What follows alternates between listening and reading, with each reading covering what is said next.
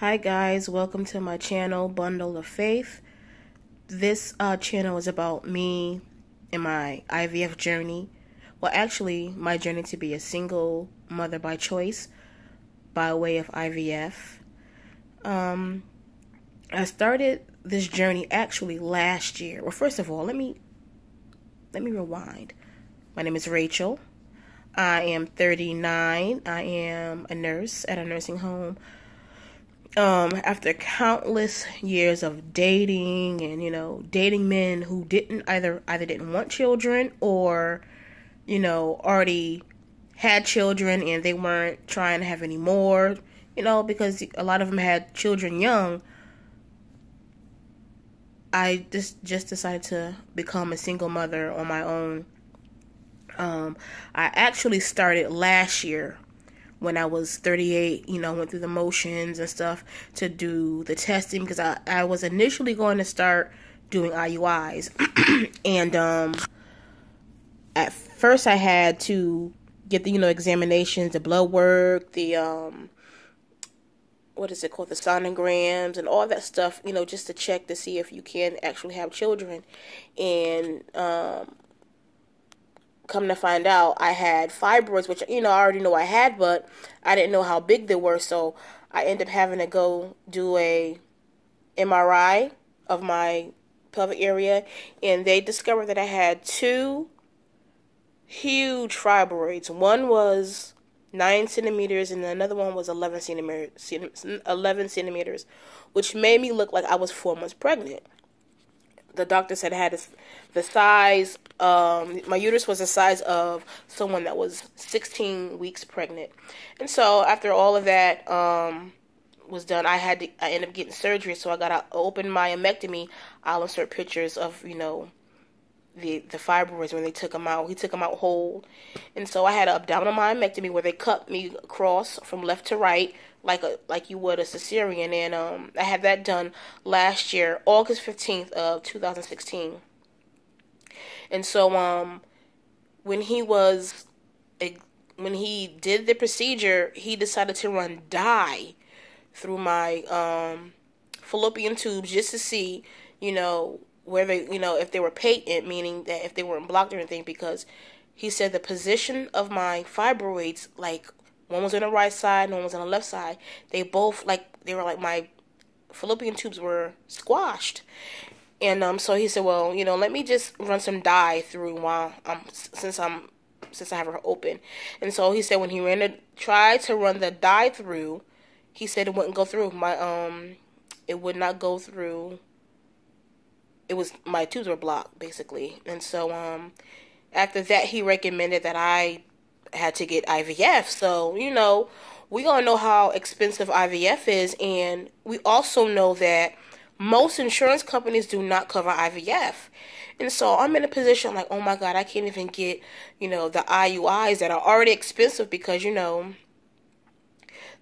vials of sperm, good quality sperm is like $700 to $1,000, and, the IUIs are about $900 a pop. So, I was already going to just eat that and say, I'm going to get the IUIs, I'm going to pay this money. But then when the doctor explained to me that I would not be successful in doing an IUI, I would have to do IVF, that just changed up everything. And so by me being determined that I'm gonna have a child or children, I made up my mind that I was going to go on ahead and go through the IVF. So I got a reproductive endocrinologist, which we, in the IVF community calls a RE.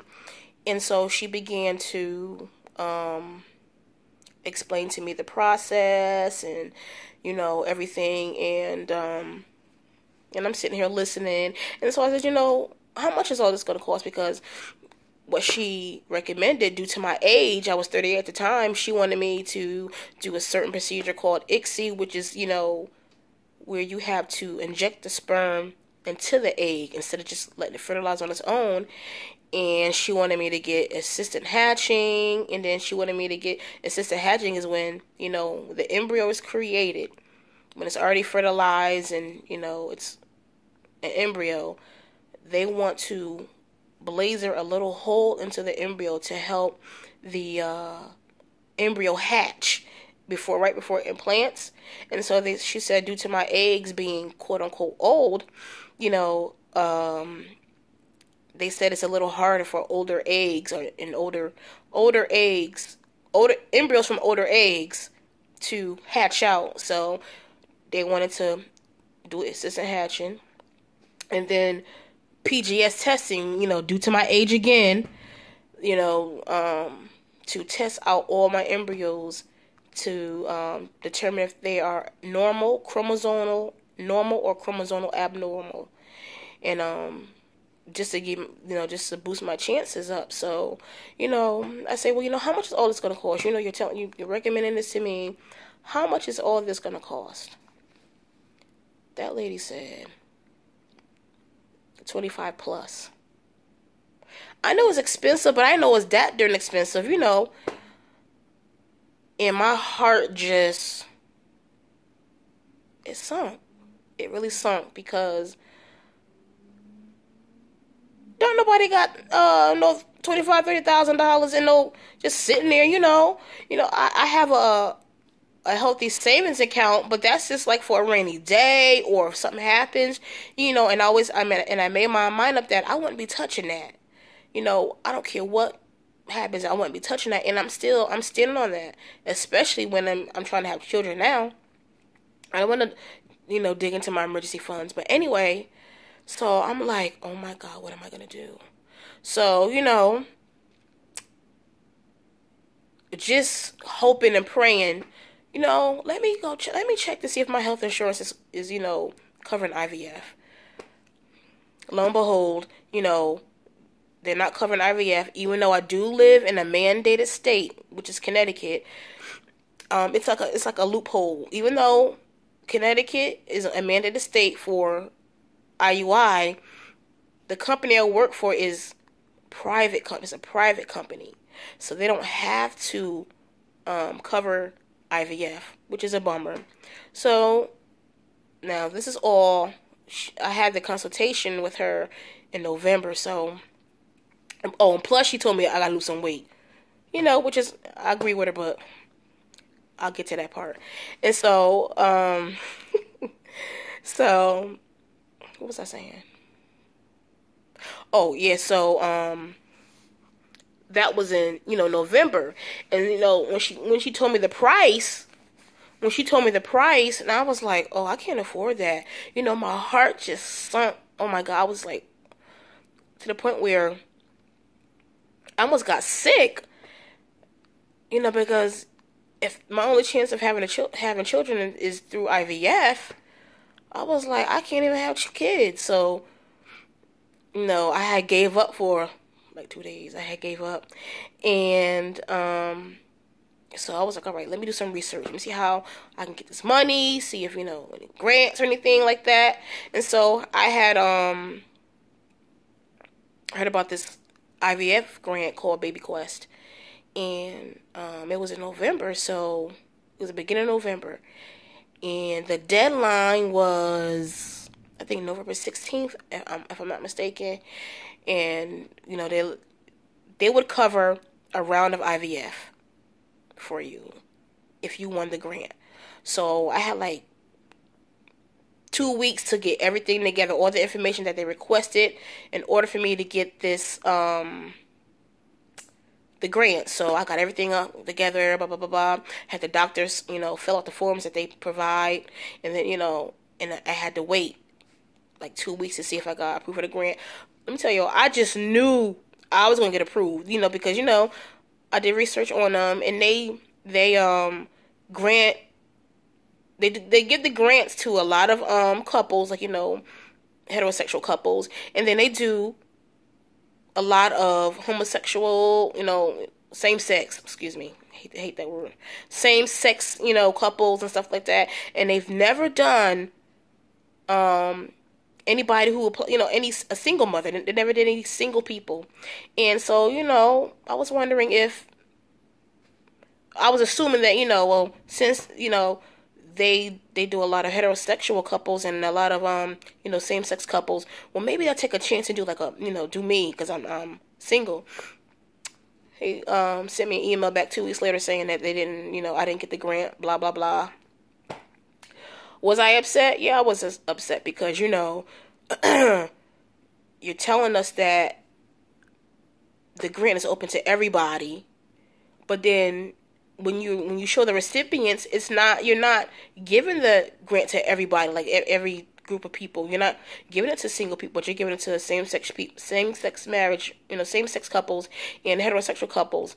But you never give it to anybody single, But you're telling us that, it's open to everybody. So I was a little disappointed, but that's neither here nor there. So, I got back to the drawing board, and, one of the girls at my job, she ended up getting pregnant with twins through IVF. And so I'm like, well, shoot, we work at the same job, and so we got the same insurance. So how, so she was open with how she got how she got pregnant. So I was like, well, did you pay cash for the IVF process? She was like, oh no, I said, well, how'd you get it? She said, through insurance. I said, well, what insurance you get it through? Because I know good and well you didn't get it through our insurance. She said, oh no. She said, she canceled her insurance.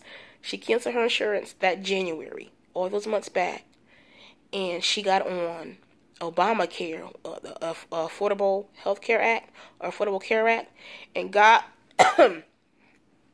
got on another insurance, which is Connecticut, and they approved her for IVF. So I was like, oh, for real? I said, well, how much is your premium? She said, I already paid $40 a month. $40 a month. She was a CNA, so she didn't make as much money as me. So I was like, oh, well. And she said to go by your income. So I said, well, if if they're charging her $40 a month for a premium, well, maybe they'll charge me at least about $100 or $200. So, by all this time, it was December 2nd, right? And I made my decision because I was kind of scared to cancel my job insurance for the upcoming year for 2017. I was like, oh my God, what if I do all of this and they don't approve me? Because you have to do a lot of tests and everything in order to get approved through the insurance. So you know what? The heck with it, I'm going to do it. So I ended up canceling my job insurance, got on Connecticut, and so when they approved me, child, I had to pay $500 a month. $500 a month for insurance, and I'm still I'm still in the daze because I've been paying that doggone premium since January. But long story short, well, not long story short because it's 13 minutes already. But anyway, paying the premium every month, $500, and I had an appointment in February with oh, by the way, I had got a new RE because I was having little problems with the past RE. She wasn't compassionate enough. I don't know. She just wasn't. I didn't feel her vibes, whatever. Anyway, so I ended up getting a new RE on Valentine's Day. I had an appointment, and I just fell in love with him instantly. I'll tell you his name and the clinic later, when I get permission to. And I just fell in love with him. So he was like, all right. So he explained everything to me in depth. Now, this is all pending being approved for IVF. Now, I'm paying this premium, and I'm not even approved for IVF yet. They haven't even submitted anything yet. And so he was like, he was like telling me everything. He was like, even though I'm not really big on it right now, but I would like for you to lose a little bit of weight. I knew that was coming. He was like, not for your obvious reasons. He said, but you explained to me that you want to increase your chances of getting pregnant by implanting 2 embryos, and there's a good chance that you might have twins, and if you're going to be pregnant with twins, I want you to at least lose a little bit of weight to make it a safer twin pregnancy in case you do get pregnant with twins. So I said, that makes sense. You know, that was in February, and I had every intention on going on a diet. Long story short, I didn't. So he told me to see him in May. You know, set up for May. So I had every intention on, you know, being a couple pounds smaller by the time May came. May came, I ain't lose a dirt, not a blame pound. Not a blame pound. And, you know, he wasn't upset. He was like, well, you know, we still have time to lose weight. And so he said, what I'm going to do is I'm going to submit the paperwork into the insurance company to see if you get approved. But in the meantime, I'm going to put you on an estrogen priming protocol. I said, all right. So I started the estrogen priming protocol May 16th. And so I had to take 8 milligrams of estrogen a day. May 16th through June 1st. Then June 1st, and then on June 1st, I had to continue taking the estrogen, and then start a progesterone. I think 200 milligrams of progesterone along with the estrogen until June 10th, which was Saturday. So I just finished that, and I was supposed to go in for another ultrasound this coming Friday, but they called me to come in tomorrow, which is Wednesday, for the ultrasound and blood work and stuff, because they want me to start my stimulation meds. You know, I received them on the 10th. My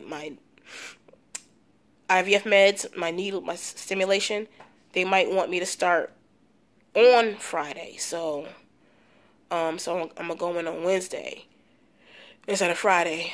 But oh, that I messed up, doggone it. But during that time, during the estrogen priming, you know, I was in waiting, you know, to see if I was gonna get approved for insurance. And you know, I was on pins and needles because, you know, I already spent, you know, $500 a month. What if they don't approve me for IVF? I know it's a mandate of the state, but they still can deny you. And so I'm you know, I'm taking these hormones, and I'm waiting. And 2 Mondays ago, no, the day after Labor Day, which was the 30th, I got an email saying that they did approve me for IVF. They approved me, child, for IVF, and I was so happy. So with that, when they approve you for IVF, some insurance companies approve you for IVF, but you have to pay for medications, and those medications are like $6,000 to $8,000 out of pocket. But with this insurance, everything's covered. Like, you know, the IVF process and the medications is covered, but you have to do you have to pay a copay. So I had got my medicine last Friday, and I had to pay a $362 copay, which is, that's cheap. So I paid that without question. And so, like I said, everything's covered except for the assisted hatching, which is, I think, $1,500, and the PGS testing, which is $4,000. So up to 12 embryos is $4,000. You know, I paid for that already. The assisted hatching and the PGS testing. And so now I'm just waiting to take to do my blood work and ultrasound, and so I can start the Sims possibly on Friday. So about the weight loss, I did lose a pound. So he said to me, he was like, you know, there's still time. You know, I really want you to lose weight for your health, just for health with your pregnancy. And so I'm on that journey now. So I'm on a weight loss journey. So what is going to happen is, he said, I'm going to stimulate my eggs for 10 to 12 days. Then do the egg retrieval. Then get the eggs PGS tested, which he told me that it'll take the result to take I have a little headache, excuse me. The result to take 2 weeks, to get the results for any normal and abnormal eggs. And after that, after they figure out which ones are normal and abnormal, I'm going to do a frozen embryo transfer. We call it a FET, which I read is more effective anyway than fresh transfers anyway.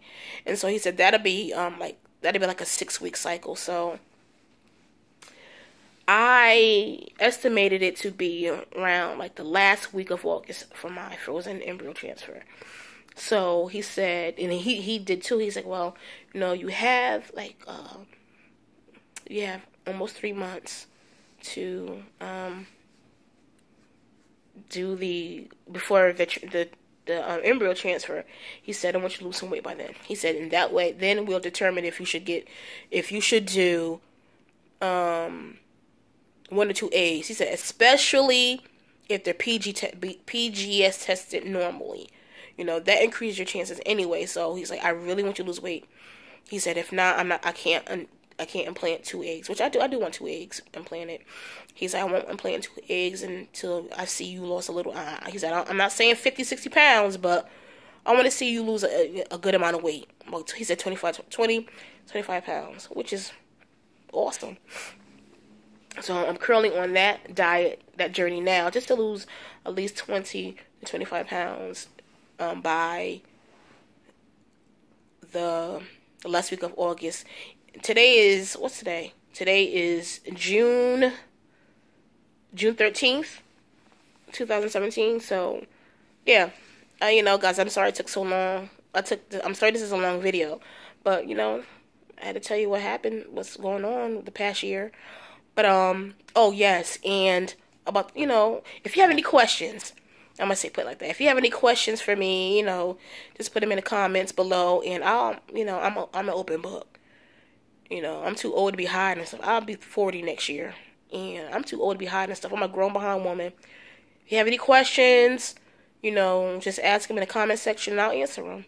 But, I'll get back in a little while to let you know, what's going on with the stimulation. I do have a video with my IVF meds, and I'll post that after this video. So, like I said, have any questions, just make a comment below. And that's about it, guys, for right now. I'll tell you more about myself later on, but I just wanted to get that video out. Have a good night. Bye.